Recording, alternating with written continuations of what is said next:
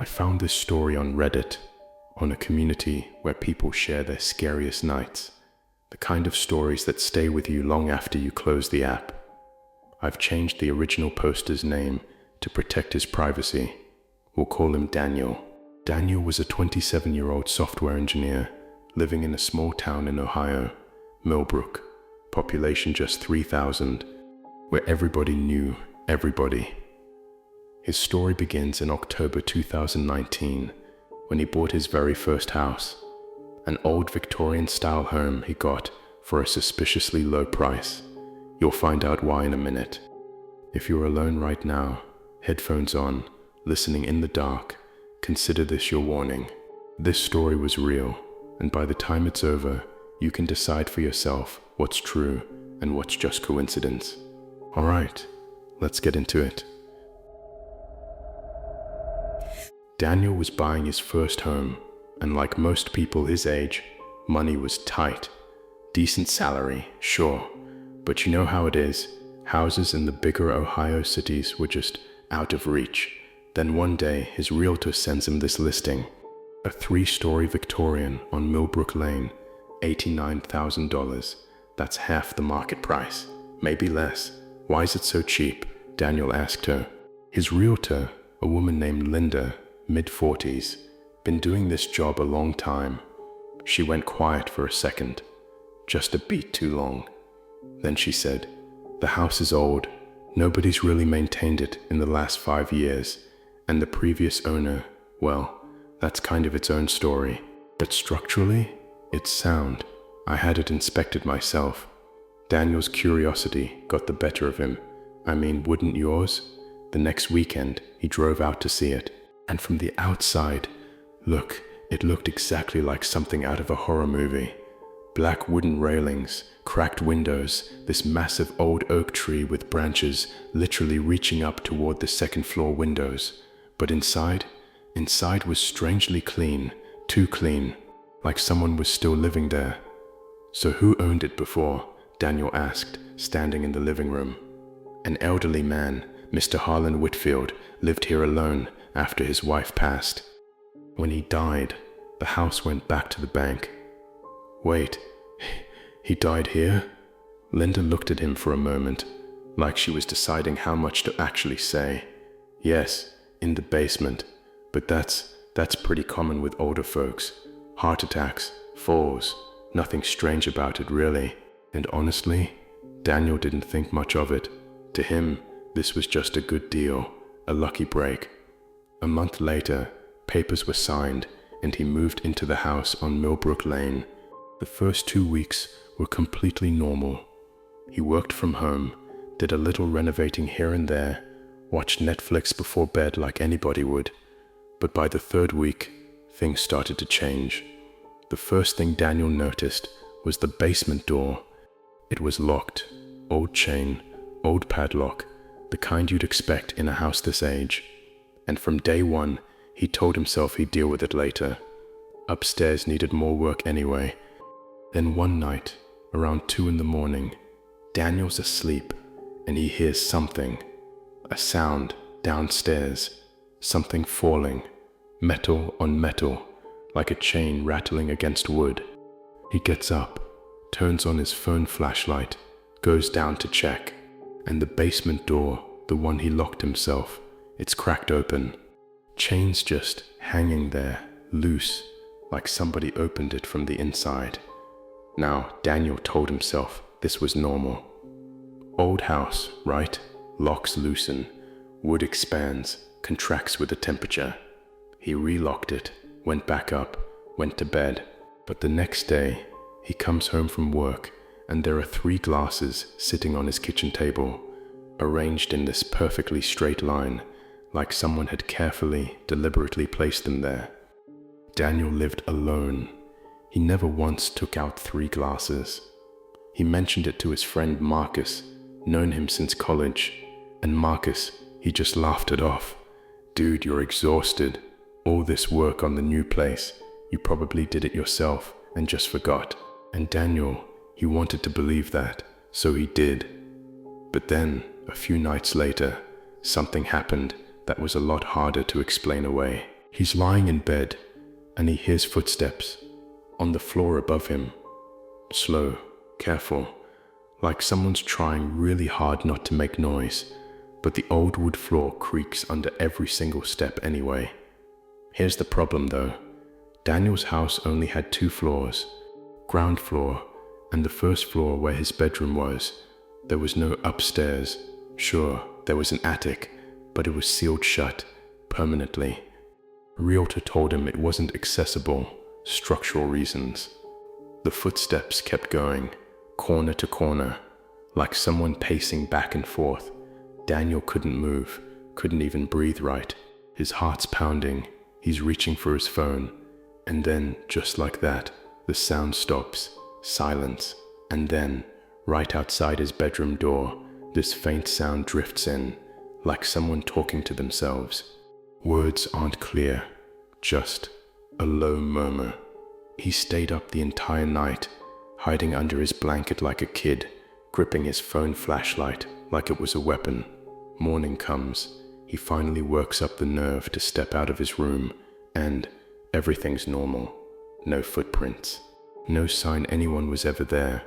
But on the outside of his bedroom door, something was written, traced into the dust, like somebody used their finger. 2 words. Get out.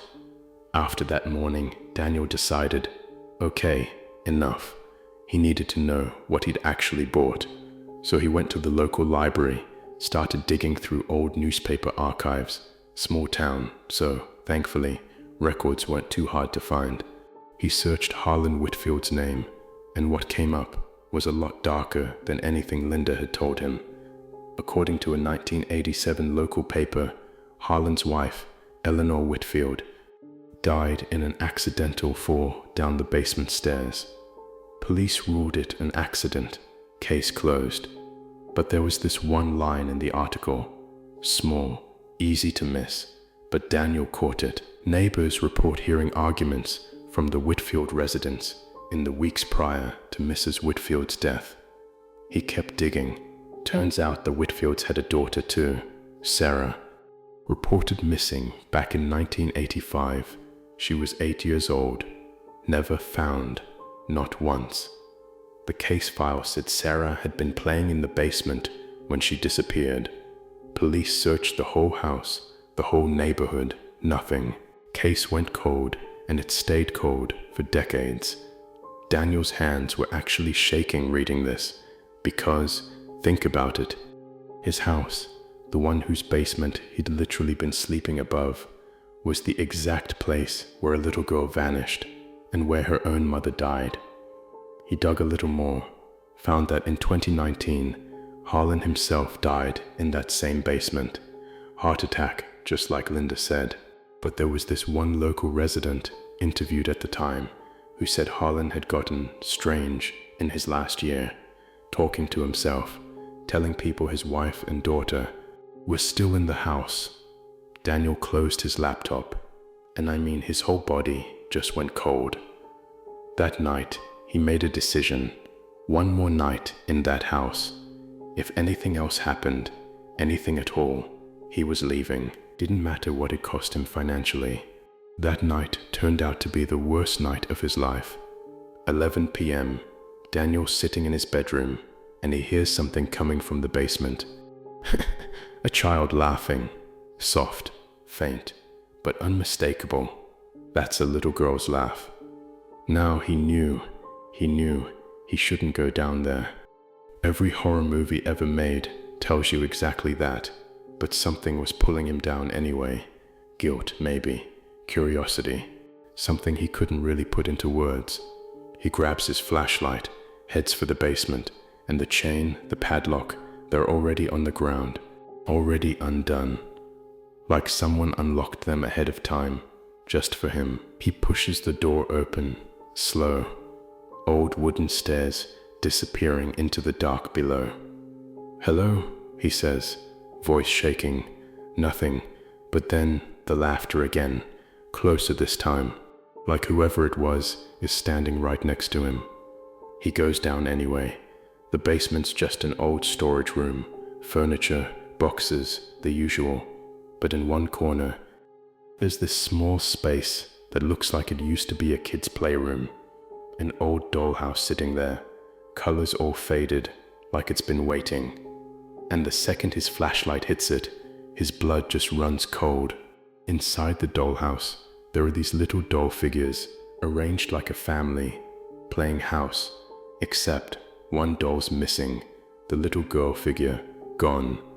And then, from right behind him, this voice, a whisper, small, close. Will you play with me? Daniel spins around, flashlight sweeping the room. Nothing, nobody there. But for 1 second, just one, the flashlight flickers. And in that second, he sees something, or he thinks he does. A small silhouette standing in the corner, eyes catching the light. He ran, up the stairs, out the door, straight into his car. Didn't go back inside that night. Slept right there in the driveway. Engine running, doors locked. Morning comes, sun's up, and he finally gets the courage to go back in, just to grab his essentials. And everything looks normal, no sign of what happened. But when he checks his bedroom, there's something on his bed that wasn't there before. That missing doll, the little girl, sitting right there on his pillow. After that, Daniel wasn't going to just run. He needed to know the truth, all of it. So he starts talking to some of the town's older residents, and one of them, Mrs. Doris Coleman, lived across from the Whitfield house for 40 years. She invited him in, and she told him things that never made it into any official record. Harlan Whitfield, she said, holding her teacup, was not a good man. He used to hit his wife, everybody knew. But back then, people didn't get involved. When Eleanor fell and died, everyone knew that wasn't an accident. And Sarah, Daniel asked, the little girl. Mrs. Coleman's eyes welled up. Sweet child. I'd watch her play in that yard every single day. The day she disappeared, I saw Harlan carrying something out of the basement. A big bag, I told the police. They never even got a search warrant. In small towns, some people just have the kind of power that buries the truth. And that's when it clicked for Daniel. Sarah never actually went missing. She never even left the house. He went back through the police records, but this time, looking from a completely different angle. And he found this old basement construction permit, county records, 1986. Harlan built an additional storage wall in the basement 1 year before Sarah disappeared. Daniel's stomach just dropped. He knew exactly what that could mean. He brought everything to the local police, and at first, look, they didn't take him seriously. 33-year-old case, no new evidence, why should they? But when he showed them the permit and Mrs. Coleman's statement, a young detective, Detective Ramirez, decided to reopen it. A week later, a forensic team's in Daniel's basement. They scanned that wall, and behind decades of drywall and old concrete, they find something that would change the whole town of Millbrook forever. Sarah Whitfield's remains, hidden in that wall for 33 years. The case reopened officially. Harlan was already dead, so there'd be no trial, no prosecution, but Sarah finally got what she deserved, peace.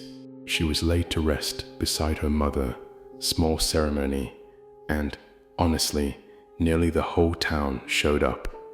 And from that day on, Daniel's house went quiet. No footsteps, no laughter, no voices, nothing. Daniel ended his post with this line, and I think about it a lot, honestly. I don't know if it was really a ghost or just my mind playing tricks on me, some mix of trauma and curiosity, I guess. But I know one thing for sure. Sarah deserved justice, and somehow, some way, she led me right to it. I still live in that house today, and sometimes, at night, I think I hear something, a faint sound, but it doesn't scare me anymore. It feels peaceful now, like someone finally got to rest. That, friends, was the story of the house on Millbrook Lane. And hey, if this is your first time here, welcome to the Cursed Files. This is the place where the internet's darkest, realest horror stories come to life. Because whether you believe it or not, one thing's true. The scariest things usually aren't the ones we don't understand. They're the ones people choose to hide. And that's exactly the kind of story we dig up here every single time. So if this one kept you up a little, do me a favor, hit that like button, subscribe to the Cursed Files, and ring the bell, because somewhere out there, another cursed file is just waiting to be opened. Let me know in the comments, what do you think? Real story, or just one heck of a coincidence? I'll see you in the next file with another one of these. Until then, from the Cursed Files, keep the lights on.